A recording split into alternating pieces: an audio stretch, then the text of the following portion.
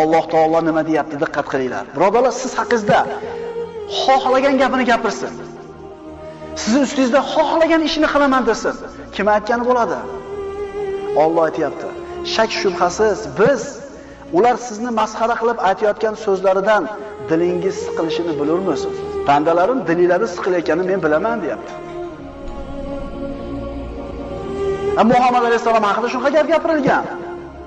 Ey Muhammad alayhisalom, bularni gapirayotgan gapidan qilayotgan ishidan sizni dilingiz siqilayotganligini men bilaman, deyapti. Endi nima qiling, deyapti. Xuddi shularga o'xshab borib gap qaytaring, ularga shu o'zlariga yarasha ish qiling yoki shu fe'liga yarasha fe'l qiling dedimi? Nima deyapti? Voy parvo qilmang, deyapti. Oyat davomini o'qiymiz. Shak shubhasiz biz sizni ular masxara qilib aytayotgan so'zlarini eshitib siqilayotganligingizni bilamiz biz, deyapti. Bas siz Parvardigoringizga hamda aytish bilan u zotni